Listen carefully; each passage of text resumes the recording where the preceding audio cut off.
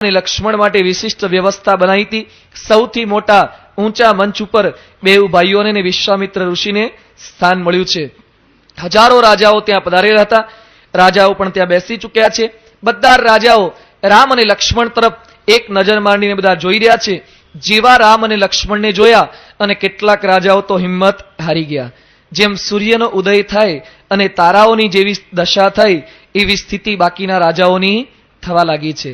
કેટલાક લોકોએ મનમાં નિશ્ચય કરી દીધો કે આ રાજકુમાર જ તોડશે, હવે ટાઈમ શું બગાડો, ચાલો ને ઘેર પહોંચી જઈએ, હવે સ્પર્ધામાં આપણે ભાગ લેવો નથી। કેટલાક તો ઉભા થઈને ઘર તરફ ચાલવા લાગ્યા। પૂછે છે વ્યવસ્થાપક શું થયું? એ કે ઘરે થોડુંક કામ આવી ગયું છે, ઘરેથી ફોન આવ્યો તાત્કાલિક, એટલે જવું પડશે।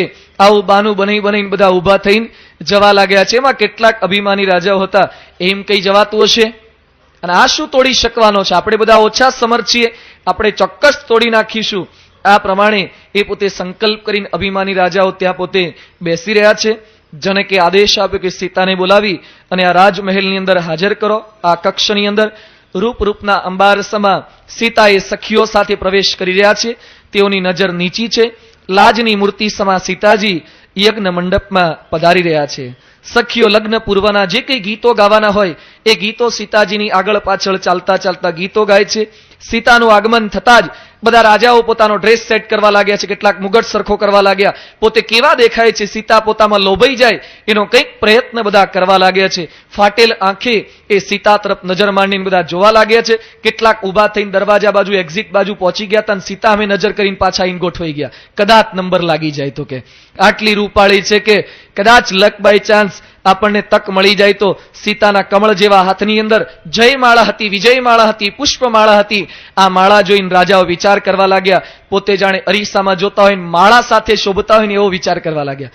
ખરેખર આ માળા તો માળા ગળામાં જ શોભે એવી લાગે છે, બરાબર છે, પણ માળાની કિંમત બહુ વધારે ચૂકવવી પડે એવી છે। માળા તો દરેકને પહેરવી છે, પણ કિંમત વધારે ચૂકવવી પડે એવી છે। રાજાઓ બધા સીતાને જોઈને ઝૂમી ઉઠ્યા છે, આનંદમાં આવી ગયા, પણ સીતાની નજર એ રામને શોધી રહી છે।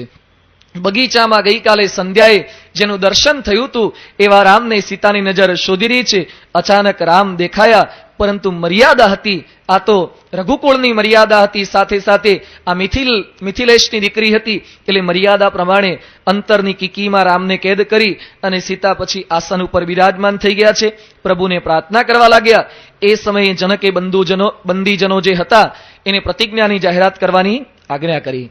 એ સમયે જનકના બે સેનાપતિ આસન ઉપર ઉભા થાય છે અને પછી ઘોષણા કરતા પોતે કહે છે, હે મહીપાલો, હે રાજાઓ, દેશ અને વિદેશથી જે કંઈ સમર્થ રાજાઓ પધાર્યા છો એ બધાને મેં હાથ ઊંચા કરીને જનકની પ્રતિજ્ઞા એ સંભળાવીએ છીએ। એ પ્રતિજ્ઞાનું ગાન કરતા તુલસીદાસ પોતે લખે છે, દ્રુપભુજ બલુ બિદુ શિવધનુ રાહુ ગરુવ કઠોર બી દિત સબ કાહુ રાવनु बानु महाबट बारे देखी सरासन गवही सिदारे सोई पुरारी को दंडु कठोरा राज समाज आजू जोई तोरा त्रिभुवन जय समेत बदेही बिनहि विचार बरई हठीते।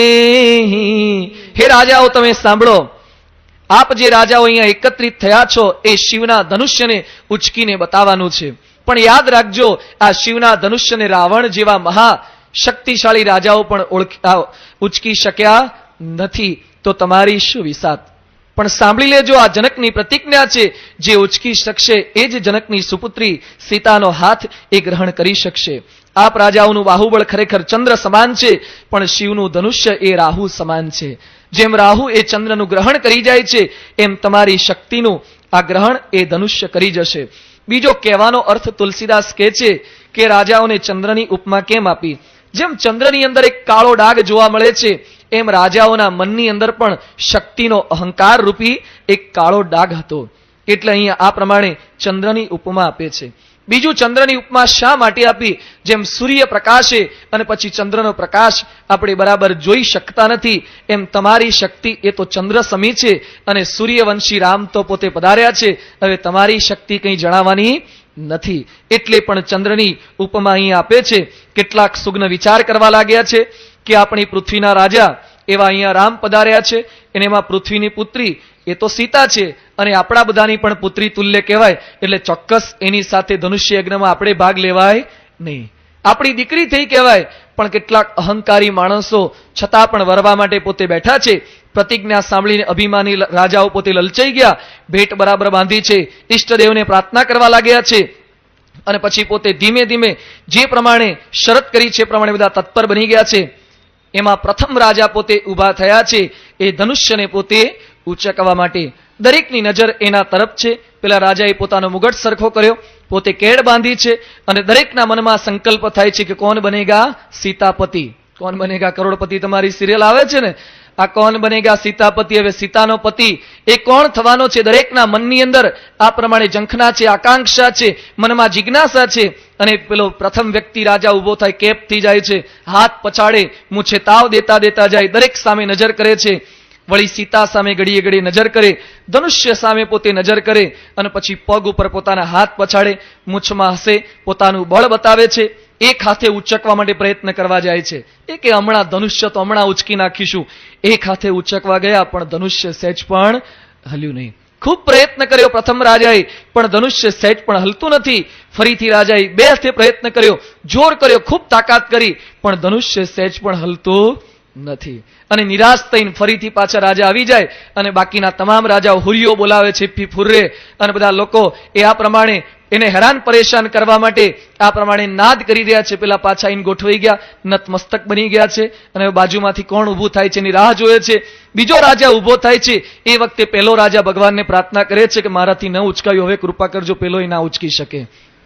ઈર્ષ્યાની ભાવના, એ કે હું ન ઉચકી શકું, ભગવાન ધનુષ્યમાં વજન વધારી દો, હવે પેલાનો પણ ચાન્સ ન લાગવો જોઈએ. મારાથી ન થયું તો બીજાથી પણ કામ ન થવું જોઈએ. બીજો રાજા પ્રયત્ન કરે, પેલાની સામે હસે છે, આટલું તું ન કરી શક્યો, આટલું ધનુષ્ય ન ઉચકી શક્યો, જો હમણાં ધનુષ્ય ઉચકીને બતાવું. એ પણ પોતાની મૂછે તાવ દેતા દેતા, રાજમુકટ સરખો કરતા કરતા પ્રયત્ન કરે, પરસેવો વળી જાય, નાક, આંખમાંથી, મુખમાંથી બધેથી પાણી નીકળી ગયા છે. ખૂબ જોર કરવા ગયા, રાજમુકુટ પડી જાય. રાજાઓ જાત જાતનો પ્રયત્ન કરે છે, કોઈ પોતે ઉચકી શકતા નથી. કેટલાકના મુગટ પડી ગયા, બહુ તાકાત કરવા ગયા, ગાત્રો શિથિલ થઈ ગયા છે, વસ્ત્ર ફાટી ગયા છે. આ બધી સ્થિતિ જોઈ અને કેટલાક બોર્ડર વાળા રાજાઓ હતા ને, એ તો બધા ઘરે જવા માટે તૈયાર થઈ ગયા. એ કે આપણી આગળના મોટા મોટા કરી શકતા નથી અને આપણી શું હિસાબ. જે પેલા બોલર સામે સચિન આઉટ થઈ જતો અને પછી પેલો 11મો ખેલાડી જોર કરવા જાય, એની તાકાત નથી. આપણે બોર્ડરના છીએ, હવે પેલા આગળવાળા મોટા મોટા બેટ્સમેન હારી ગયા અને આપણી શું તાકાત. એટલે પેલા લોકો તો ભાગવાની તૈયારી કરે છે. નવો રાજા ઘડીએ ઘડી આવે, ફરીથી ધનુષ્ય પાસે જાય. કેટલાક પોતાના ગળામાં લોકેટ પહેરાવે, તાવીજ પહેરાવે, તાવીજને ચુંબન કરે. હા કે હવે તો આપણે તો કામ સિદ્ધ કરી દઈશું. પોતાનું બળ બતાવે, છતાં પણ કોઈનું કામ અહીંયા સરતું નથી. એક પછી એક રાજાઓ પોતાની મૂર્ખતાનું પ્રદર્શન એ કરી રહ્યા છે. પોતે એકદમ ઉદાસ બની રહ્યા છે.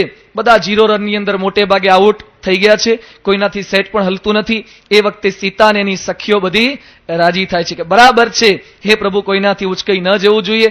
જે ખરેખર આને લાયક છે એવા રામ થકી જ આ ઉચકાવવું જોઈએ. ગોસ્વામી તુલસીદાસ લખે છે કે આશરે 10,000 જેટલા રાજાઓએ પ્રયત્ન કર્યો.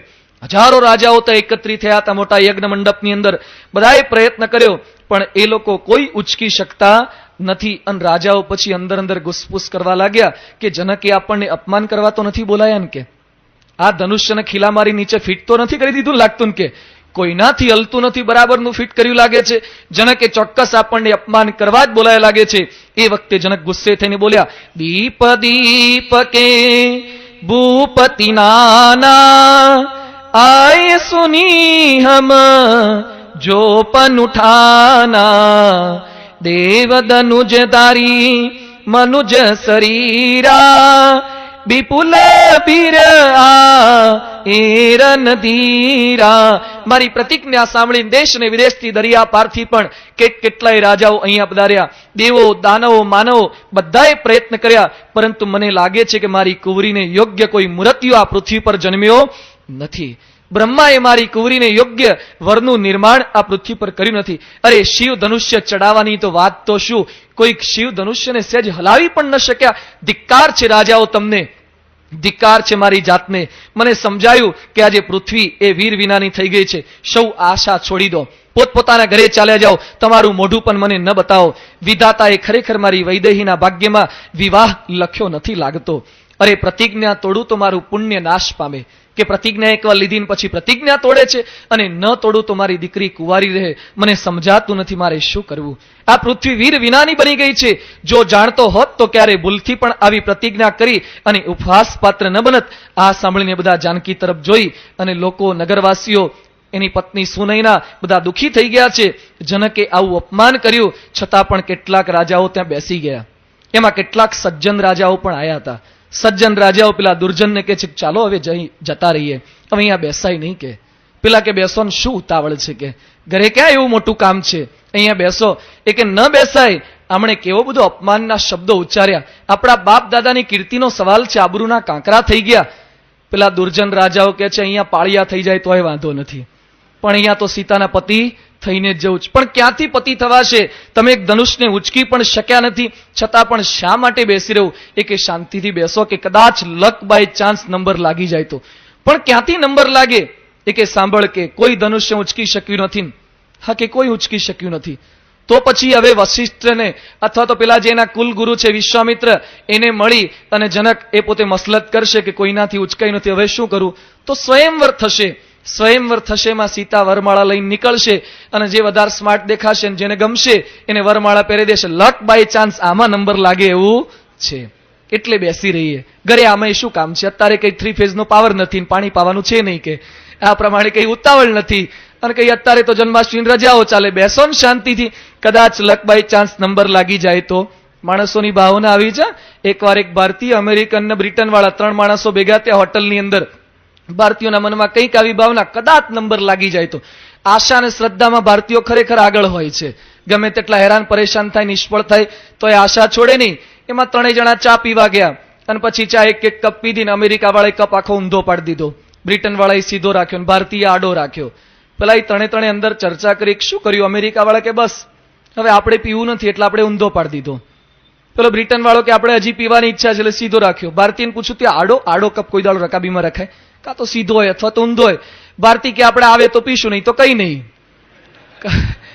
આવે તો સીધો કરશું, નહીં આવે તો ઊંધો કરશું. કંઈક મનની અંદર કંઈક ઈચ્છા રહ્યા કરે.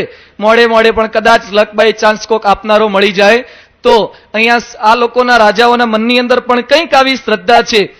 અને ખરેખર આ બધી વાતો સાંભળી, જનકની વાતો સાંભળી અને સુમિત્રાનંદનથી સહન ન થયું. સુમિત્રાનંદન એટલે લક્ષ્મણજી. લક્ષ્મણનું શરીર કંપવા લાગ્યું છે, એના નેત્ર લાલ થઈ ગયા, ભ્રકુટી ઊંચી નીચે થવા લાગી, રૂવાડા ઉભા થઈ ગયા, અને રામ સામે જોઈને પોતે બોલવા લાગ્યા કે રઘુવંશીઓ જ્યાં હાજર હોય, જે સભામાં રઘુકુળના શિરોમણી પોતે વિદ્યમાન હોય, એ સભામાં જનક આવા શબ્દો કરી તે ઉચ્ચારી શકે. આપ વિદ્યમાન છો છતાં પણ આવા અનુચિત શબ્દો એ જનકની જીભ પરથી શોભતા નથી. હે રામ, આ જનકના શબ્દો પાછા ખેંચાવી લો, આ મારાથી સહન થતા નથી, અથવા તો મને અનુમતિ આપો. એમ વિચાર કરીને લક્ષ્મણ એ રામને સંબોધન કરતા પોતે કહે છે, સુનહુ ભાનુકુલ પંકજ ભાનુ, કહું સુભાઉન કછુ અભિમાનુ, જો તુમારી અનુ શાસન પાવો, કંદુક ઇવ બ્રહ્મ માંડ ઉઠાવો, કાચે ઘટ જીમી દારવ ફોરી, સકવું મેરું મો લક જીમી તોરી. હે રામ, જો તમારી આજ્ઞા હોય તો હમણાં તો ધનુષ્ય બાણને ઉચકીને 100 યોજન સુધી દોડીને ચાલ્યો જવું. જેમ પેલી માટીની મટુલીને હું તોડી નાખું છું, મઢુલીને, એ રીતે હમણાં ધનુષ્ય બાણને તોડી નાખું. કંદુક ઇવ બ્રહ્માંડ ઉઠાવું, તમારા બળ થકી તવ પ્રતાપ બલ નાથ, તમારા બળથી શું નહીં થઈ શકે. મેરુ પર્વતને એક મૂળાની માફક ઉખેડી નાખું. આપના પ્રતાપે જો આટલું કરી શકું તો આ બિચારું ધનુષ્ય તો મારી સામે શું વિસાતમાં. થોડીક રમત મને કરવાની આજ્ઞા આપો. ધનુષ્યને કમળની દાંડીની જેમ દડાથી 100 યોજન સુધી લઈને દોડીને ચાલ્યો જવું. તવ પ્રતાપ બલનાથ, આ બધું કરી શકું. જ્યારે લક્ષ્મણના મુખમાં શબ્દો સાંભળ્યા, કેટલાક લોકોને લાગે છે કે રામ બડા શાંકતા નથી ને ઓલો નાનો ભાઈ કેમ આવી બધી બડા શાંકે છે. લક્ષ્મણ આ બધું ચોક્કસ કરી શકે, પણ કરી શકાય નથી એવું કઠણ કઈ કામ રે, તમે કહો ને ન થાય શ્રી રામ રે. રામની મરજી હોય, તેઓની ઈચ્છા હોય તો બધું જ બળ એ ભગવાન પોતે પ્રેરે છે અને ચોક્કસ આ કામ થઈ શકે છે. લક્ષ્મણે પોતે મનમાં સંકલ્પ કર્યો છે, ચોક્કસ આ કાર્ય પોતે કરી શકવા માટે સમર્થ છે. ઘણા લોકો મનમાં વિચાર કરે છે કે લક્ષ્મણ ધનુષ્ય તોડી નાખે તો સીતા પછી એમને જ પરણશે. લક્ષ્મણ પોતે મનમાં જવાબ આપતા કે છે એવું થોડું છે, સીતા અને રામના લગ્ન તો અહીંયા ખાલી બતાવવાના બાકી છે, બાકી કાલે બગીચામાં થઈ જ ચૂક્યા છે. અહીંયા તો તમને બધાને બતાવવા માટે જ બાકી રાખ્યું છે, બાકી કાલે બગીચામાં તો ક્યારનું એ ગોઠવાઈ જ ગયું છે. લક્ષ્મણના વચનોથી ધરતી કંપવા લાગી, દિશાના હાથી ડોલી ગયા છે, લોકો રાજાઓ જે કંઈ બેઠા હતા એ બધા શરમાઈ ગયા છે, લોકો ધ્રુજી ગયા છે, બધા અસ્થિર બન્યા છે. કેવળ બે જ વ્યક્તિઓ, બે જ વસ્તુ સ્થિર હતી, એક રામ સ્થિર છે ને એક ધનુષ્ય બાણ જે પડ્યું હતું ધનુષ એ સ્થિર હતું, બાકી બધા જ અસ્થિર બની ગયા છે. લક્ષ્મણ એકદમ આકડા ઉતાવળા બની ગયા, રામની પાસે પહોંચ્યા. રામને કહે છે હવે તો હદ થાય છે, હું આખો લાલ બની ગયો તો મારી સામે તો જુઓ, હું આટલો લાલ પીળો થઈ ગયો છું છતાં પણ તમે સહેજ પણ ડગતા નથી. રામ હસતા હસતા બોલ્યા કે લક્ષ્મણ બરાબર છે, હા લખન, સૂર્યોદય થતા પહેલા અમે લાલાશ તો થવી જ જોઈએ. સૂર્યનો ઉદય થાય એ પહેલા થોડીક લાલાશ આવે છે પહેલા, અને પછી સૂર્યનો ઉદય થાય છે. પહેલા તે મારી એડવર્ટાઇઝમેન્ટ કરી, હવે મારી એન્ટ્રી થશે. તે લાલાશ પાથરી દીધી છે, હવે મારે પ્રવેશ એ કરવાનો છે, સૂર્યવંશના સૂર્યનો ઉદય થશે. લક્ષ્મણ કહે છે જલ્દી કરો, ધનુષ્યને તોડી નાખો. રામ કહે છે મારે તો ઘણી જલ્દી કરવી છે, પણ ગુરુજી હા પાડવા જોઈએ. આ વિશ્વામિત્ર ઈશારો કરે પછી ઉભા થવાય ને. રામની આજ્ઞા પાલનની વૃત્તિ પણ એટલી હતી. રામ કહે છે કે વિશ્વામિત્ર ઈશારો કરે તો ઉભા થવાય, અને ત્યાં જ વિશ્વામિત્ર પોતે ઈશારો કરતા કહે છે ઉઠહુ રામ બંજહુ ભવ ચાપા, બેટહુ તાત જનક પરિતાપા. ઉઠહુ રામ બંજહુ ભવ ચાપા. વિશ્વામિત્ર કહે છે કે તું આ ધનુષ્ય તોડી નાખ. હવે શરત તો એવી હતી, ધનુષ્ય ખાલી ઉચકવાનું છે, એ પણ જ એની ચડાવવાની છે, છતાં પણ વિશ્વામિત્ર તોડવાની વાત શા માટે કરે છે? તુલસીદાસ પોતે લખે છે કે ધનુષ્ય એ અહંકારનું પ્રતીક છે, સીતાજી એ ભક્તિનું પ્રતીક છે. સીતારૂપી ભક્તિ એ વરમાળા સાધકના ગળામાં ક્યારે પહેરાવી શકે? ધનુષ્યને અહંકારને ખાલી મોડવાથી કામ થતું નથી, એને તોડવો પડે છે. અહંકારનો જ્યારે નાશ થાય, એ તૂટી જાય, પછી ભક્તિરૂપી વરમાળા એ આપણા ગળાની અંદર આવી શકે. ભક્તિ ઘણા કરે છે, પણ સાથે સાથે અહમની સાથે ભક્તિ થાય છે. આપણે માળા ફેરવીએ ને તો એ મારા મંડળમાં મારા જેટલી માળા કોઈ ન ફેરવે. હું મંદિરે મંગળામાં નિયમિત આવું, અમારી સોસાયટીમાંથી બીજા કોઈ આવતા નથી. મંગળામાં આવતો હોય એનો પણ સાથે સાથે અહંકાર, સભામાં પહેલા આવીને બેસતા હોય એનો પણ અહંકાર, સતત આ ભક્તિ માર્ગમાં પણ અહંકાર એ રહી જાય છે. એટલે રામ અહીંયા આ પ્રકારે અહંકાર રૂપી ધનુષ્ય એ તોડવાના છે. ગુરુનું વચન સાંભળીને રામ પોતે ઉભા થયા, ગુરુને પ્રણામ કર્યા. બીજા રાજાઓ જે અભિમાન દર્શક એ બધી ક્રિયાઓ જણાવી રહ્યા છે, એવી કોઈ જ ક્રિયા એ રામના મુખ ઉપર કે શરીર ઉપર આપણને જણાતી નથી. જેમ સૂર્યનો ઉદય થતા એ કમળ ખીલી ઉઠે, એમ રામ ઉભા થયા અને સંત કમળ એ ખીલી ઉઠ્યા છે. નેત્રરૂપી બમરા હર્ષિત થઈ ગયા. રાજાઓની આશારૂપી રાત્રિ એ નાસી ગઈ. અભિમાની રાજાઓ રૂપી કુમુદ એ સંકોચાઈ ગયા. જનકની આશાનું કિરણ એ ખરેખર ફૂટી નીકળ્યું છે. સીતા આનંદમગ્ન થઈ ગયા છે. સખીઓ કહેવા લાગી ખરેખર શાંતિ થઈને. સીતાજી પ્રતીક્ષા કરી રહ્યા છે કે રામ વહેલી તકે એ ધનુષ્યબાણ તોડે, પણ રામ તો ગજગતિ ચાલે, ધીમે ધીમે ધનુષ્ય તરફ એ પોતે પ્રયાણ કરી રહ્યા છે. કોઈ પણ જાતના ઘમંડ વિના બધા પ્રાર્થના કરી રહ્યા છે, જે કઈ ભક્તજનો હતા, કે રામ એ ધનુષ્ય ઉંચકી શકે. એ સમયે જનકની પત્ની સુનયનાને ચિંતા થવા લાગી. એની બાજુમાં કેટલીક સ્ત્રીઓ બેઠી હોય છે, એને સંબોધન કરતા કહે છે કે બધો તમાશો જોવા ભેગા થયા છો, પણ સહેજ વિચાર તો કરો, મારા પતિ જનકે આવી પ્રતિજ્ઞા શા માટે કરી? તમે જઈને ગુરુને સમજાવો, જનકને સમજાવો. આવા નાનકડા બાળકો એ ધનુષ્ય કરી રીતે તોડી શકશે? અરે રાવણને, બાણાસુર જેવા અસુરો જે ધનુષ્યને અડ્યા વગર પાછા ફર્યા, તેવા નાના બાળકનું શું ગજુ? ખરેખર ગુરુની મતિ પણ ચાલી ગઈ છે, મારા પતિની મતિ પણ ચાલી ગઈ છે. વિધાતાની ગતિ એ મને સમજાતી નથી. આ સુનયના ને સીતાની માતાને આવી ચિંતા થાય છે. એ વખતે બાજુમાં બેઠેલી કેટલીક સખીઓ કહે છે, બોલી ચતુર સખી એહી મૃદુબાની, તેજવંત લઘુ ગનીય નરાની, કહ કુંભજ કહ સિંધુ અપારા, સોશેઉ સુજસુ सकल संसार। हे सुनैनाजी તમે ચિંતા ન કરો, તેજવંત લઘુ ગણી એન રાની, જે તેજવાન માણસો હોય એની ઉંમર જોવામાં નથી આવતી. તેજ સામ વયઃ ન સમીક્ષતે, જે બુદ્ધિશાળી માણસ હોય, વિદ્વાન હોય, એની ક્યારેય ઉંમર જોવામાં આવતી નથી. ભારત વર્ષમાં પણ એવા કેટલાય માણસો બની ચૂક્યા. શંકરાચાર્ય 7 વર્ષે તો વેદ અને વેદાંગનો અભ્યાસ કરી લીધો. એ 7 વર્ષની સામાન્ય ઉંમર છતાં પણ આ બધું થઈ શકે છે. અત્યારે ભારતમાં પણ એવા નાના નાના કેટલાય બાળકો છે. ચંદ્રહાસ ચૌધરી કરીને બંગાળમાં એક બાળક છે, એની ઉંમર 13 વર્ષની છે. 13 વર્ષે એણે 1500 કવિતાઓ લખી, 12 નોવેલ લખી, 3 મોટી નોવેલ લખીને 400 વાર્તાઓ 13 વર્ષના એક છોકરાએ લખી છે. આટલો નાનકડો છોકરો પણ કાર્ય થઈ શકે છે. અરે બીજાની વાત શું કરી, આપણા ઘનશ્યામ મહારાજ 10 વર્ષની સામાન્ય ઉંમર હતી, એ જ વખતે એક વિશિષ્ટાદ્વૈત મતનું સ્થાપન પોતે કરી શક્યા હતા. એ સમયના વિદ્વાનોને લાગતું હશે કે નાનકડો બાળક શું કરી શકે, પરંતુ તેજવંત લઘુ ગણીએ ન રાની. તમે તેજવંત માણસોની ઉંમર સામે ક્યારે નજર ન કરો. અને ભગવાન અને સંતની આ પ્રકૃતિ છે. પંચાળાના 4માં મહારાજ લખે છે કે સામર્થ્ય ઢાંકીને પોતે વર્તે છે, છુપાવા ઉપર તાન છે. ભગવાન અને સંત પોતાનો પ્રભાવ છુપાવે છે ને સ્વભાવ પ્રગટ કરે છે. આપણે બધા આપણો સ્વભાવ છુપાવીએ છીએ અને પ્રભાવ પ્રગટ કરીએ છીએ. ભગવાન અને સંત ક્યારે પોતાનો પ્રભાવ બતાવતા નથી. એ પોતાનો સ્વભાવ કલ્યાણ કરવાનો. આપણે બધા આપણા સ્વભાવ દબાવી રાખીએ છીએ અને પોતાનો પ્રભાવ એ બતાવવાનો પ્રયત્ન કરીએ છીએ. અને ખરેખર એટલે જ તો લોકોને મૂંઝવણ થાય છે. સખી દ્રષ્ટાંતથી સમજાવે છે કે પેલા અગત્ય ઋષિ હતા, કુંભજ હતા, એ સાવ નાના હતા છતાં પણ સમુદ્ર પી ગયા હતા. સૂર્ય કેવો નાનો છતાં પણ પ્રકાશ આપે છે. હાથીને વશ કરનારું અંકુશ કેટલું નાનું હોય છે છતાં પણ આખા હાથીને વશ કરી શકે છે. આખા શરીરમાં દુખાવો થતો હોય એની ટેબ્લેટ કેટલી નાની હોય છે છતાં પણ આખા શરીરનો દુખાવો મટાડી શકે છે.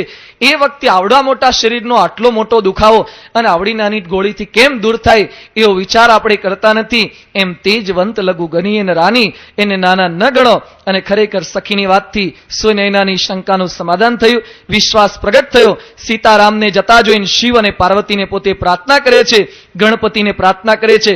ગણનાયક બરદાયક દેવા આજુ લગે કોનું તું સેવા, બાર બાર બિનતી સુની મોરી કરવું આપ ગુરુતા અતિ થોરી. સીતાજી ગણપતિને પ્રાર્થના કરે છે કે ગણપતિજી તમે વિઘ્ન વિનાયક છો અને ખરેખર આ ધનુષ્ય જે રામ ઉંચકવા જવાના છે એ ધનુષ્યનું વજન થોડુંક ઓછું કરી આપો, એમાં કોઈ વિઘ્ન ન થાય એવું કરો. કથાકારો કહે છે કે સીતાજી એ ગણપતિને પ્રાર્થના કેમ કરે છે? વિઘ્ન વિનાયક તો પોતે છે, વિઘ્ન નાશક તો છે, સાથે સાથે રામ જે ધનુષ્ય ઉંચકવા જવાના છે, તોડવા જવાના છે, શિવનું ધનુષ્ય છે. અને શિવનું ધનુષ્ય તોડ્યા પછી શિવ ગુસ્સે કદાચ થઈ જાય તો, એટલે પેલા એના દીકરાને પણ ભેગા સામેલ કરી દે છે. એને પણ પ્રાર્થના કરી દે છે કે ગણપતિની કૃપાથી તમારા દીકરાએ આશીર્વાદ આપ્યા એટલે આ તૂટ્યું છે. એટલે શિવજી ગુસ્સે માપના જ થાય, બહુ ગુસ્સે થાય નહીં. જેમ આપણી સોસાયટીમાં છોકરાઓ ક્રિકેટ રમતા હોય અને એકાદો બોલ આવે ને આપણી બારીનો કાચ તૂટી જાય ને ખબર પડે કે છોકરાની ટીમમાં ભેગો આપણો છોકરો હતો જ, પછી ગુસ્સાની માત્રા થોડીક ઘટી જાય, કારણ કે આપણો નબીરો ભેગો તોડવામાં જ હોય છે. એમ શિવજી પણ પછી બહુ ગુસ્સે ના થઈ શકે, કારણ કે પોતાના દીકરા ગણપતિએ એનું પણ પાર્ટિસિપેશન થોડું તો આની અંદર હતું, ભાગ લીધેલો હતો. એટલે સીતાજી પોતે ગણપતિને પ્રાર્થના કરે છે. સીતા વ્યાકુળ થઈ ગયા. લવ નિમેષ જુગ શૈર સમજાહી, એક એક પળ 100 યુગ સમાન વીતે છે. અશ્રુની ધારા એ આંખોની અંદરથી વહી રહી છે. રામને લાગ્યું કે હવે વિલંબ કરવો ખરેખર ઉચિત નથી. રામ ધનુષ્યની પાસે ગયા, ધનુષ્યની સામે જોયું. લક્ષ્મણ ઊભા થઈ અને પોતાના સ્થાન પરથી ઊભા થઈને જમીનને જોરથી દબાવવા લાગ્યા. વિશ્વામિત્ર કહે છે, લક્ષ્મણ તું આ શું કરી રહ્યો છે? ધનુષ્ય બાણ તોડવાનું રામને છે, તું શા માટે ઊભો થઈ ગયો? શાંતિથી બેસી જા, બેસી જા. લક્ષ્મણ કહે છે કે ગુરુજી હું એના માટે ઊભો નથી થયો, પરંતુ પૃથ્વીને દબાવી રાખું છું. અરે પણ પૃથ્વીને દબાવવાનું શું પ્રયોજન છે? લક્ષ્મણ કહે છે કે રામ એ ધનુષ્ય એ તોડી નાખશે, એ વખતે ધરતી ડોલી ઉઠશે અને ધરતી દિક્પાળોની દાઢની અંદર એ ભરાયેલી હોય અને ધરતી જો છૂટી જશે છેડા તો હું શેષનો અવતાર છું અને શેષે ધરતીને ધારણ કરવાની હોય છે. ધરતીને સલામત રાખવી એ જવાબદારી મારી છે. ધરતી ધ્રુજી ન જાય એટલે હું પગે કરીને દબાવી રાખું છું. લક્ષ્મણ બરાબર પોઝિશન લઈ લીધી છે. રામ ધનુષ્યની નજીક પહોંચ્યા. રામ બિલોકે લોગ સબ ચિત્ર લિખેસી દેખી ચિત હિસી કૃપાયતન જાની બિલક વિશેષી. લોકો ચિત્રની જેમ સ્થિર બની ગયા છે. સીતા વ્યાકુળ બન્યા. અભિમાની રાજાઓ એ ચિંતાતુર બન્યા છે કે ખરેખર આનાથી જો તૂટી જશે તો પછી સીતા આપણા ભાગમાં આવશે નહીં. એ લોકોને ચિંતા છે. ભક્તો જયરાજની તૈયારી કરી રહ્યા છે. રામ પુલકિત બની ગયા છે અને છેલ્લે પણ ગુરુ ગુરુ હિ પ્રણામો મનહિ મન કીના. રામે છેલ્લે છેલ્લે પણ પોતાના ગુરુને પ્રણામ કર્યા. સતત ગુરુને આગળ રાખે છે. રામે વિચાર કર્યો ધનુષ્યને કઈ રીતે તોડું. એક છેડાને દબાવું તો બીજો ઊંચો થઈ જાય, બીજાને દબાવું તો સામેવાળો ઊંચો થઈ જાય. લંબાઈ ઘણી છે, એક સાથે મારો હાથ લાંબો કરીને છેડો પકડી શકું એવી સ્થિતિ નથી. જો ઐશ્વર્ય વાપરું તો કેટલાક સંતો જે સજ્જનો પધાર્યા છે પામી જશે, કાં તો સાક્ષાત ભગવાન છે. કઈ રીતે ધનુષ્ય તોડવું, એવી રીતે તોડવું જેથી કોઈને ખબર ન પડે. રામે ધનુષ્યને પ્રણામ કર્યા. એક હાથે ધનુષ્ય પોતે ઉંચકી લીધું. ગતિ એટલી તીવ્ર છે, વીજળીનો ચમકારો થયો, બધાની આંખો અંજાઈ ગઈ, બધા આંખો ચોળતા હતા. ત્યાં દમકે ઉદામીની જીમી જબ લઈવું, પુની નબ ધનુ મંડલ સબ ભયવું, લેત ચડાવત ખેંચત ગાટે, કાહુન લખા દેખ સબુ ડાઢે, તે જન રામ મધ્ય ધનુ તોરા, ભય ભુવન છુની ચોર કઠોરા.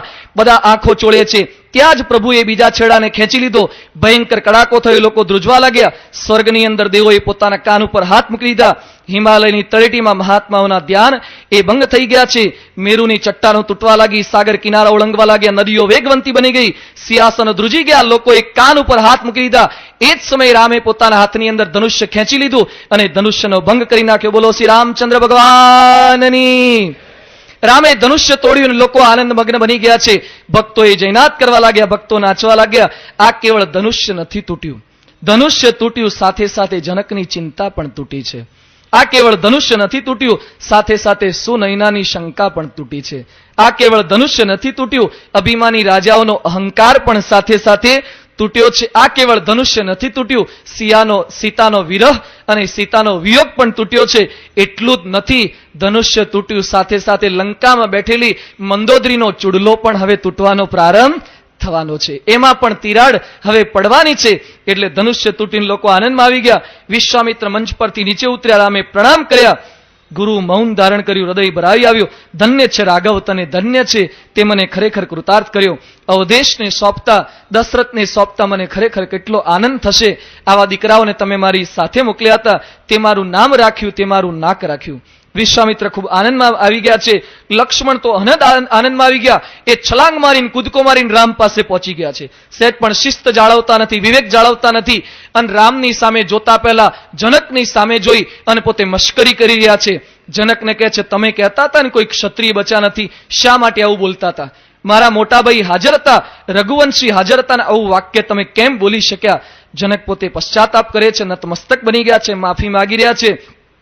લક્ષ્મણ હવે રામની સામે જુએ છે. તુલસીદાસ પોતે લખે છે, રામ હિ લખન વિલોકત કૈસે, શશી હિ ચકોર કિશોર કુજૈસે.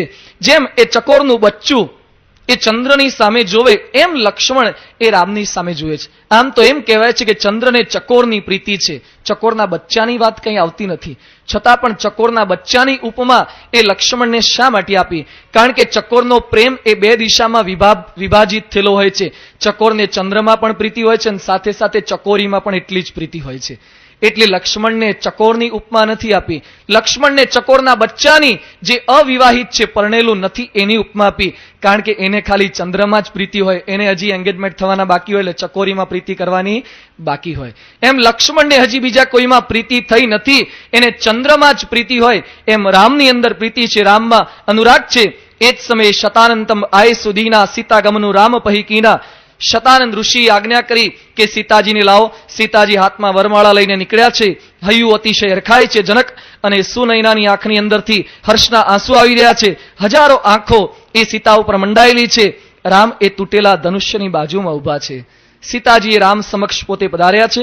ભક્ત અને ભગવાનનું આ પવિત્ર મિલન થવાનું છે. આ કોઈ રામ અને સીતાનું કેવળ સ્થૂળ મિલન નથી, આ ભક્ત અને ભગવાનનું પવિત્ર મિલન છે. સીતાજીના હાથમાં વરમાળા હતી. સખીઓ બધી કહે છે, સીતા તમે ઊંચી કરી અને સામે રામના કંઠની અંદર પરોવી દો. રામ ઊંચા હતા સીતા કરતા, એટલે રામે મસ્તક નીચું નમાવ્યું. રામે મસ્તક નીચું કર્યું, છતાં પણ સીતાજી માળા પહેરાવતા નથી. લોકો વિચાર કરે, એની બહેનપણીઓ વિચાર કરે છે કે સીતા કેમ માળા પહેરાવતા નથી. રામ પણ મનમાં સંકલ્પ કરે છે કે ક્યારનું મસ્તક એ નીચું નમાવીને બેઠો છું, ડોકમાં દુખાવો થઈ ગયો, છતાં પણ કેમ માળા પહેરાવતા નથી. રામ પોતે મનમાં કહે છે કે હવે માળા પહેરાવો. બહુ રાહ જોવડાવી, પણ તુલસીદાસ કહેવા માંગે છે કે કેવળ ધનુષ્ય તોડવું પૂરતું નથી, ધનુષ્ય તોડ્યા પછી માથું પણ ઝૂકવું જોઈએ. તો એ ભક્તિરૂપી વરમાળા એ આપણા ગળાની અંદર પહેરાવી શકે છે. અહમ સાથે સાથે વધી ન જવો જોઈએ. અહંકાર નહીં તો વધી જાય કે ધનુષ્ય મેં તોડ્યું. અહીંયા રામે પોતે મસ્તક નમાવ્યું છે. રામ પોતે સીતાને સંબોધન કરતા મનમાં કહે છે, દેવી હવે કેટલો વિલંબ કરશો, જલ્દી વરમાળા પહેરાવી દો. સીતાજી કહે છે કે તમે ધનુષ્ય બાણ તોડતા કેટલો બધો કર્યો તો, એટલો નહીં કરો. તમે મને બહુ હેરાન કરી છે. ક્યારની હું વાટ જોતી હતી, પ્રતીક્ષા કરતી હતી. આગળના 10,000 જણા આવતા હતા ત્યારે મારો જીવ જતો તો, કેમ તમે ઊભા થતા નથી? કદાચ કોક તોડી નાખ્યું હોત ને મને લઈ જાત તો તમે શું કરત? સીતાજી આ પ્રમાણે કહી રહ્યા છે કે મારો જીવ જતો તો તમે કેમ ઊભા થતા નથી? એ વખતે રામ કહે છે કે દેવી બીજું કંઈ નહીં, આ અભિમાની રાજાઓ ખોટો અર્થ કરશે કે આટલું તોડ્યા પછી પણ એક સ્ત્રી આગળ મસ્તક ઝુકાવી દીધું. સીતા કે મારે એ લોકોને બતાવવા માટે જ તમારું મસ્તક ઝુકાવવું છે. એ અભિમાની રાજાઓને બતાવવું છે કે જે ધનુષ્ય તોડી નથી શક્યા છતાં પણ મસ્તક ઊંચું રાખીને બેઠા છે, અને જેને તોડ્યું છે મસ્તક આજે નીચું રાખીને ઊભા છે. આ રામની સાધુતા છે, આ રામના ગુણો છે. છેવટે સીતાએ વરમાળા રામના કંઠની અંદર પહેરાવી દીધી અને એક સાથે લોકોના મુખની અંદર ના નીકળ્યા, બોલો સિયાવર રામચંદ્ર ભગવાનની. ભક્તોમાં જય જયકાર થઈ ગયો છે. દુષ્ટો ઉદાસ થયા. સખીઓ એ સીતાને રામના ગુણગાન ગાવા લાગ્યા છે અને સખીઓ સીતાને કહે છે કે વાંકી વળ અને તારા પતિના ચરણનો સ્પર્શ કર. સીતા કહે છે ના પગે લાગુ. પણ કેમ પગે ના લાગે? સીતાજી પોતાના ભાવિ પતિને પગે લાગવું જોઈએ, પણ સીતા પગે નથી લાગતા. તુલસીદાસ લખે છે, ગૌતમ તીય ગતિ સુરતી કરી નહીં પરસતી પગ પાની. સીતા કહે છે હું જાણું છું કે વનમાંથી પસાર થઈને આવતા હતા અને અહલ્યા પગે લાગી તો અહલ્યાને પછી રામનો વિરહ થયો તો રામ ત્યાંથી નીકળી ગયા હતા. હું પગે લાગુ ને પછી રામનો વિરહ મને થઈ જાય તો એટલે આપણે પગે લાગવું નથી. સીતા પોતે પગે લાગતા નથી. એ સમયે રાજાઓ પોતે વિરોધ કરવા લાગ્યા. રાજાઓ પોતે આત્મા અસ્ત્ર અને શસ્ત્ર લઈને ઉભો થઈ ગયા. શસ્ત્ર તૈયાર કરીને બખ્તર પહેરવા લાગ્યા. લેહુ લડાઈ સિંહ કહ કોઈ ધરી બાંધું નૃપ બલ દોહું. રાજા ઉભા થઈને બોલવા લાગ્યા, સીતાને છીનવી લો, બેવ રાજકુમારને બાંધી લો. અરે ધનુષ્ય તોડે કે એમ કઈ લગ્ન થઈ જતા હશે? આવી તો શરત હોતી હશે? એ તો તાકાત જોવી પડે. યુદ્ધ મેદાનમાં જોઈએ કોણ ટકી શકે છે અમારી સામે. એ રામને હમણાં અમે પરાસ્ત કરી દઈશું. અરે જનક જો મદદ કરવા જાય તો જનકને પણ જેલમાં પૂરી દો. રાજાઓએ આ બધો સંકલ્પ કર્યો. તુલસીદાસ લખે છે કે સાધકને જ્યારે ભક્તિ વરમાળા પહેરાવા જાય એટલા બધા દુષ્ટોએ વિરોધ કરવાના જ. આજે લોકની અંદર આપણે જ્યારે ભક્તિ માર્ગે આગળ વધીશું, કેટલાક દુષ્ટ એ વિરોધ કરનારા મરી જ રહેશે. એ પ્રમાણે અહીંયા સીતાજી જ્યારે વરમાળા પહેરાવે છે અને આ લોકો ઊભા થઈ ગયા, ગુસ્સે થઈ ગયા. એ વખતે સજ્જનો કહે છે કે તમે આવી લાલચ શા માટે કરો છો? તમે જે સીતાને પામવા માટે પ્રયત્ન કરો છો, પ્રયત્ન કેવો છે? જેમ ગરુડનો ભાગ કાગડો ઈચ્છે, જેમ સિંહનો ભાગ એક સસલું ઈચ્છે, અકારણ ક્રોધ કરનાર કુશળતા ઈચ્છે, લોભીને લાલચુ કીર્તિ ઈચ્છે, કામી નિષ્કલંકપણું ઈચ્છે, એમ તમે સીતાની ઈચ્છા કરો છો એ એવી છે. રાજાઓના વચન સાંભળ્યા અને લક્ષ્મણ એકદમ ગુસ્સે થઈ ગયા. એની આંખો લાલ થઈ ગઈ, ભ્રકુટી વાંકી વળી ગઈ છે. રાજાઓ સામે ગુસ્સે થઈ ગયા. લક્ષ્મણ પોતે સ્ત્રીઓ રાજાઓને ગાળો બાંધવા માંડી છે. એ જ સમયે તેહી અવસર સુની શિવધનુભંગા આયુ ભૃગુકુલ કમલ પનંગા કૈલાસમિવ દુર્ગશમ કાલાગ્નિમિવ દુસહમ જ્વલંતમિવ તેજોર્ભિર દુર્નિરીક્ષ્ય પૃથક જનૈ. એ સમયે અચાનક રાજા ઉભા થયેલા હતા. સીતા ગભરાઈ ગયા હતા. સખીઓ બધી ચિંતાતુર હતી. લક્ષ્મણ ક્રોધાયમાન હતા. એ જ સમયે એક વ્યક્તિનું આગમન થાય છે. એ કોણ હતા? લખે છે કૈલાસમિવ દુર્ગશમ, કૈલાસ જેવા દુર્ગશ એવા પરશુરામનું આગમન થયું. પરશુરામનું ગૌરવર્ણ શરીર છે, ભસ્મ લેપન કર્યું છે, કપાળમાં વિશાળ ત્રિપુંડ છે, મસ્તકે જટા છે, મુખ ક્રોધથી લાલ બની ગયું છે, વૃષભ જેવા પુષ્ટ ખભા છે, વિશાળ બાહુ છે, કેડે વલકલ અને બે બાથા છે, હાથમાં ધનુષ્ય બાણ અને બીજા હાથમાં પરશુ ધારણ કર્યું છે. સ્વયં મૂર્તિમાન વીર રસ ક્રોધનું મૂર્તિમાન સ્વરૂપ સમા એ પરશુરામ પોતે પધાર્યા છે. એ પરશુરામ કોણ હતા? તો જમદગ્નિ ઋષિના એ પોતે દીકરા હતા. જમદગ્નિના દીકરા હતા. જમદગ્નિને 5 પુત્રો હતા, પણ છેલ્લા પુત્રનું નામ રામ હતું. પણ હંમેશા પોતાની સાથે પરશુ લઈને ફર્યા કરતા હતા, એટલે એનું નામ પરશુરામ પડી ગયું હતું. જમદગ્નિના પત્નીનું નામ રેણુકા હતું. એ રેણુકા હંમેશા જ્યારે પાણી ભરવા જાય ત્યારે સ્ટીલના બેડાની અંદર કે પેલી વોટર બેગમાં પાણી ભરીને ઘરમાં નહોતા લાવતા, એ સાડીના પાલવમાં પાણી ભરીને લાવતા હતા. હવે કોટનની સાડીમાં પાણી કેમનું ટકે? પણ રેણુકા એવા પતિવ્રતા હતા, જળ એ સાડીના પાલવમાં ભરીને લાવે કે છિદ્રની અંદરથી પાણી ક્યારેય સ્રવી ન જતું. એકવાર પાણી ભરવા ગયા અને એ સમયે ત્યાં સામે એમણે પેલા દેવતાઓને, ચિત્રાંગદ ગંધર્વોને સ્નાન કરતા જોયા અને રેણુકાના મનમાં ખાલી સંકલ્પ થયો, એને રૂપ ગમી ગયું કે ગંધર્વો કેવા રૂપાળા છે. અને પછી પાલવમાં પાણી ભરવા ગયા અને પાણી ટક્યું નહીં. ઘરે પાછા આવ્યા પાણી લીધા વગર. જમદગ્નિ ઋષિએ જોયું કે રોજ તો પાલવમાં પાણી ભરીને આવતા હતા, આજે પાણી કેમ ભરાઈ શક્યું નથી. ઋષિ જાણી ગયા કે પતિવ્રતાપણાનો ભંગ થયો છે. ખાલી નજર કરી, રૂપ જોયું અને એમાં પણ પતિવ્રતાપણાનો ભંગ થઈ જાય. કેટલું ઉચ્ચ પતિવ્રતાપણું ભારતની નારીઓની અંદર આપણને જોવા મળે. ભગવાન સ્વામિનારાયણ અંત્યના 16મા વચનાવૃતમાં લખે છે કે બીજા પુરુષ સામે ભાવે કરીને જુએ, અરે હસીને બોલે તો પણ પતિવ્રતાપણાનો નાશ થાય છે, ભંગ થાય છે. આજે નવરાત્રીઓની અંદર કેવા પતિવ્રતાપણા રહેતા હશે. ગરબા ગાવાના, એક રાઉન્ડ અંદર હોય ને એક રાઉન્ડ બહાર ફરતું હોય, એક પુરુષો સાથે સાથે પેર બદલાતી જાય અને હસી હસીને દાંડિયાની આપલે કરવાની. એમાં શું પતિવ્રતાપણું રહેશે? એની અંદર પુરુષોની પણ નિષ્ઠા રહેશે. ભારત વર્ષની આ પરિસ્થિતિ અત્યારે પતનના આરે જે ચારિત્રમૂલક જે કંઈ ગુણો હતા એ ગુણોનો વિધ્વંસ થતો હોય એવું આપણને લાગે છે. એકવાર એક ઘરે સંતો અમે પધરામણી ગયા અને એના ઘરની અંદર ક્લિન્ટનનો મોટો ફોટો હતો, બિગ સાઇઝ બાપાનો ફોટો ને એવડો ફોટો હતો. સત્સંગીનો હતો છોકરો. અને પછી એને પૂછ્યું, ક્લિન્ટન તને બહુ ગમે છે? એ કે સ્વામી મને નથી ગમતો પણ મારી મમ્મીને ગમે છે.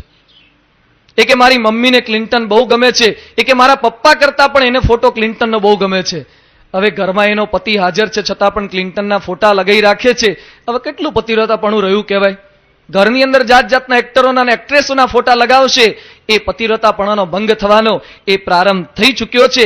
એટલે અહીંયા કહે છે જમદગ્નિની પત્ની આ પ્રમાણે પતિવ્રતાપણાનો નાશ થયો. ઋષિએ આદેશ આપ્યો કે તારી માનું મસ્તક કાપી નાખ.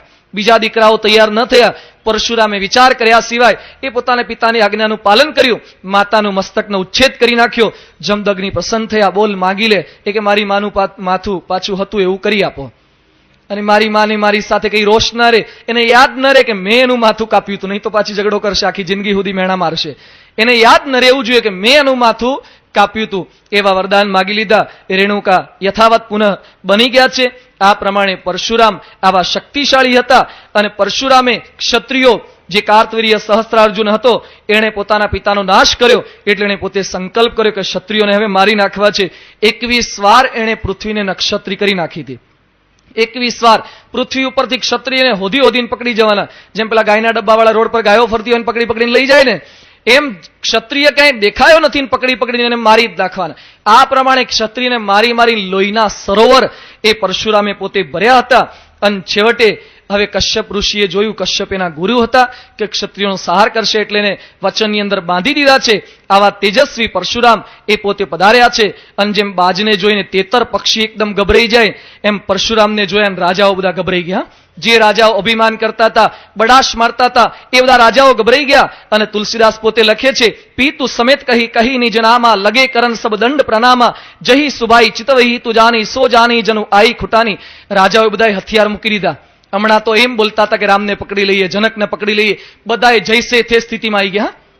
બધાએ ધનુષ્યબાણ નીચે મૂકી દીધા. અને કેટલાક તો પંચાંગ પ્રણામ કરવા લાગે, કેટલાક તો લાંબા પાઠ થઈ ગયા અને દંડવત કરવા લાગ્યા પરશુરામના ચરણોમાં.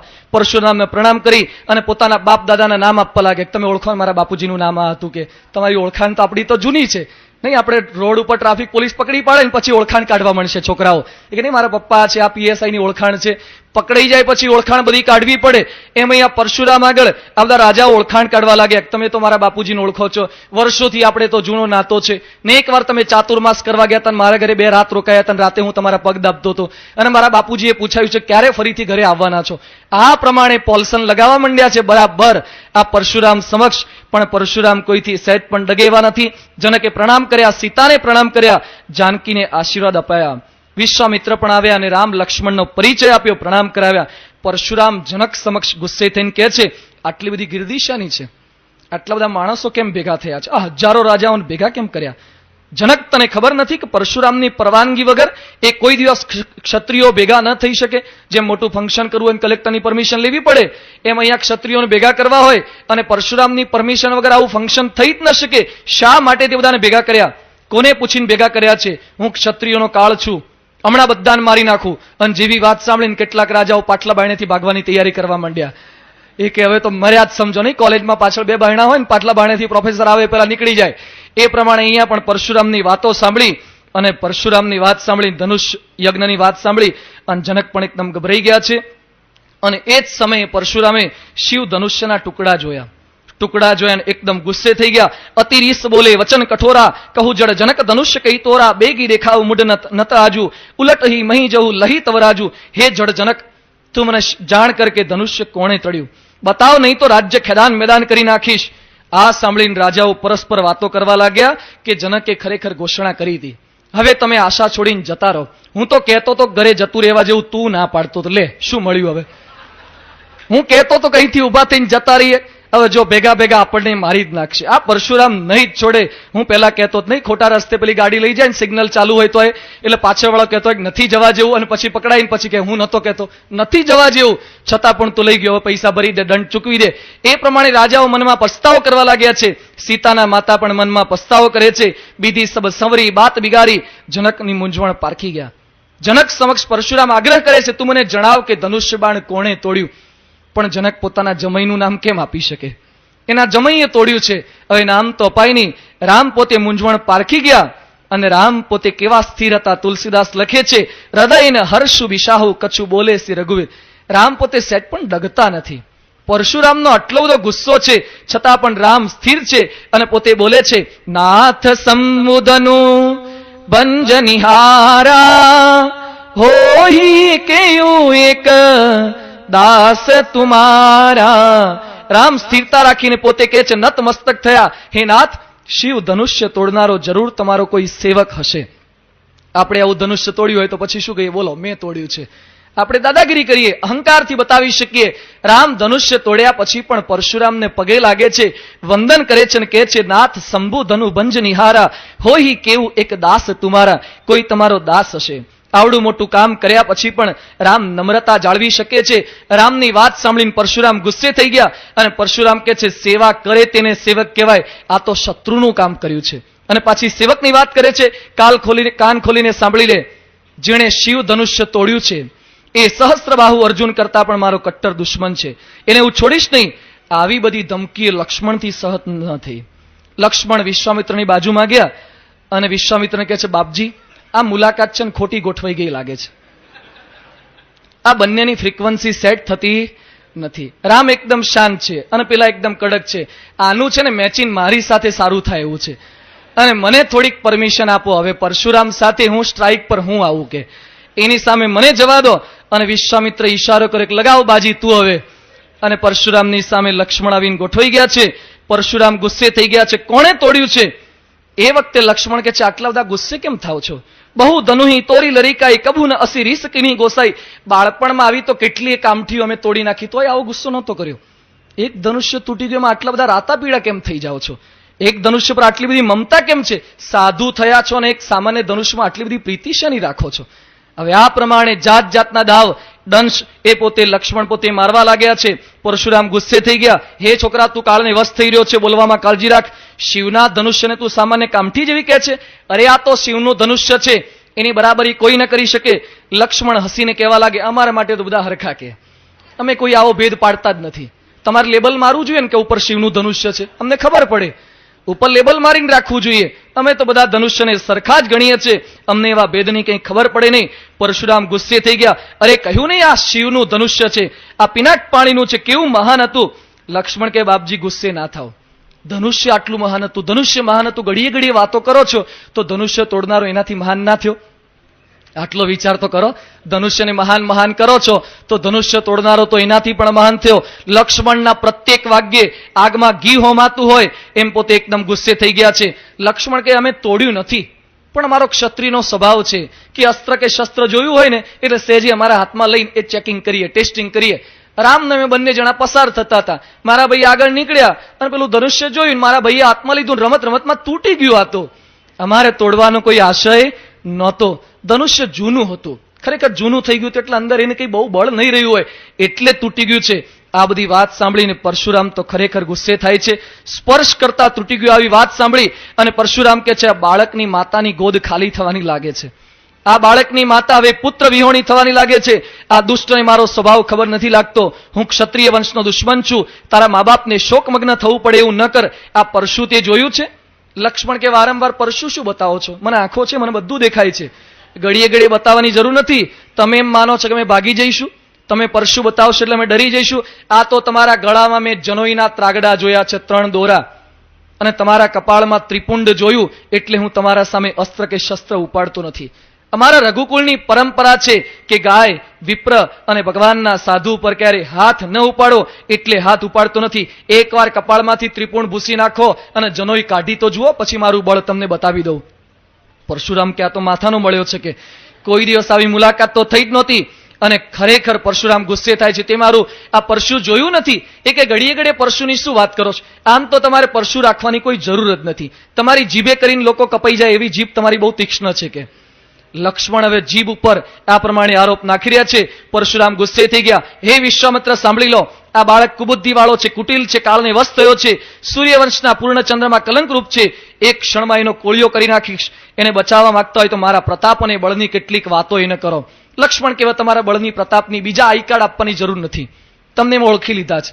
હવે વધારે પરિચય લાંબો આપવાની જરૂર નથી. સુર સમર કરની કહીને જણાવી આપું. શુરવીર તો કરીને બતાવે. ક્યારના અડધો કલાકથી તમારી તાકાત આવી, મારી તાકાત આવી, એમ નિરૂપણ જ કર્યા કરો છો. પ્રેક્ટિકલ ક્યારે કરીને બતાવશો?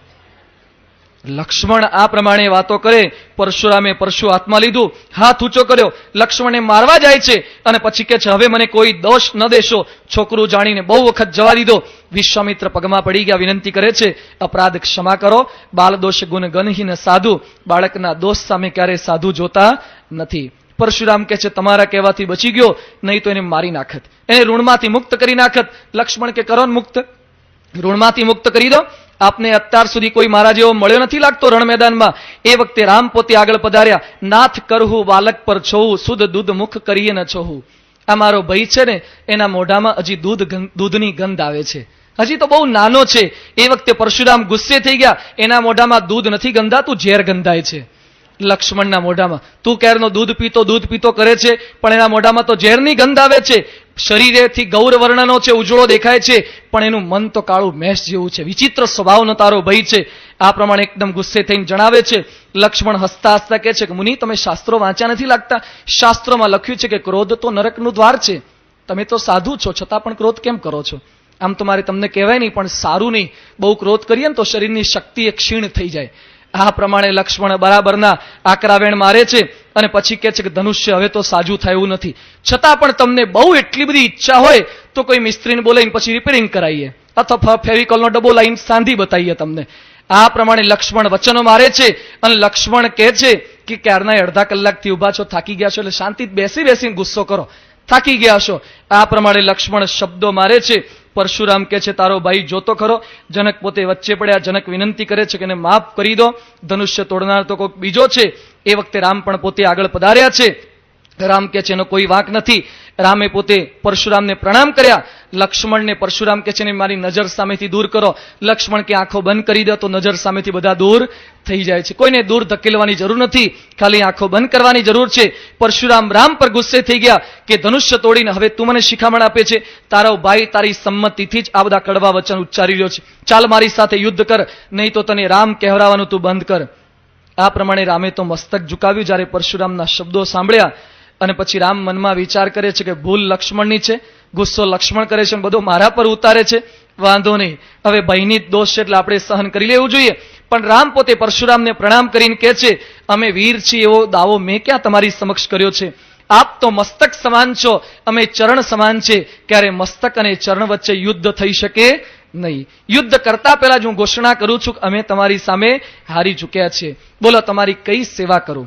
આ રામની નમ્રતા છે. પોતે સમર્થ હતા છતાં પણ પરશુરામના ચરણોમાં એકદમ ઝૂકી ગયા છે. છતાં પણ પરશુરામ પોતાનું બળ બતાવે છે. એ સમયે ધીમે ધીમે રામના ખભા ઉપરથી પીતાંબર હટાવ્યું, વક્ષસ્થળના દર્શન કરાવ્યા અને પૂર્વે પરશુરામના કુળના ભૃગુ ઋષિએ ભગવાનની છાતીમાં 3 પ્રહાર કરેલા. એ રામનું પીતાંબર ખસ્યું ને રામની છાતીમાં 3 લાતના ઘા એ પેલા પરશુરામે જોયા કે અમારા કુળના માણસોએ જ આ પ્રમાણે ભગવાનની છાતીમાં ચરણના પ્રહાર કર્યા હતા. એટલે રામ પોતે બોલવા લાગ્યા કે અમે તો પહેલેથી તમારા કુળના પ્રહાર સહન કરતા જ આવ્યા છે. તમારા બાપ દાદાએ અમારા પગમાં, અમારી છાતી ઉપર પગ માર્યા હતા. આજે તમે વાક પ્રહાર કરી રહ્યા છો. ચલાવો તમારું પરશુ, તમારી ઈચ્છા હોય બધું અમે સહન કરી લઈશું. અને આ જોયા પછી પરશુરામ થોડાક ઢીલા પડ્યા અને જ સમયે પરશુરામ હજી રામની પરીક્ષા કરતા કહે છે કે મારા હાથમાં વિષ્ણુનું ધનુષ્ય છે, એ ધનુષ્યને તું ચડાવી બતાવે તો તને હું ખરો સમર્થ માનું.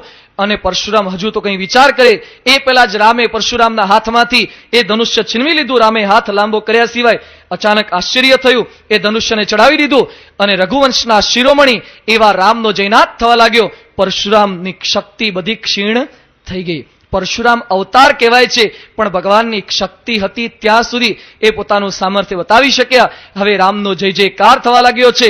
રામ પોતે કહે છે, તમે વિપ્ર છો, મારા ગુરુ સમાન છો, વિશ્વામિત્રના ભાણિયા છો, એટલે તમને હું મારી ન શકું. પણ બોલો, આ ધનુષ્ય બાણ મેં ચડાવ્યું છે, એનાથી શેનો નાશ કર્યું? તપ દ્વારા સર્વત્ર ગતિ કરવાની તમારી શક્તિ છે એનો, કે ઉત્તમ લોકની જે પ્રાપ્તિ થઈ છે એનો? પરશુરામ કહે છે, ઉત્તમ લોકની પ્રાપ્તિનો નાશ કરી નાખો. અને પછી પરશુરામ ત્યાંથી નીકળી ગયા. જનક અને સુનૈના બધા ખુશ થઈ ગયા છે. સીતા હરખી ઉઠ્યા. જનકે વિશ્વામિત્રની પાસે ગયા છે અને ખરેખર કહે છે, ગુરુવર્ય, આપની કૃપાથી ધનુષ્ય બાણ તૂટ્યું, આપની કૃપાથી પરશુરામ રૂપી ઉપાધિ આવી હતી, એની વચ્ચેથી પણ બચી શક્યા છે. હવે કંઈક આગળનું આયોજન વિચારો, આગળ શું કરવાનું છે? અહીંયા ખાલી વરમાળા તો પહેરાઈ, પણ લગ્ન કરવાના તાઓ બાકી છે. રામ અને સીતાના એ લગ્ન કરવાના છે. વિશ્વામિત્ર કહે છે કે આપણે હવે આમંત્રણ મોકલાવવું પડે. આ તો એના બાપ વગર બંને દીકરાઓને લઈને આવ્યો છું, પણ લગ્નમાં એના બાપની દશરથની હાજરી તો જોઈએ ને. અને વિશ્વામિત્રે સંદેશો મોકલાવી દીધો છે સેવકો દ્વારા અયોધ્યા નગરીની અંદર કે રામ અને લક્ષ્મણે આ પ્રમાણે પરાક્રમી કાર્ય કર્યું છે. અયોધ્યામાં લોકો તત્પર બન્યા છે રામ અને સીતાના લગ્ન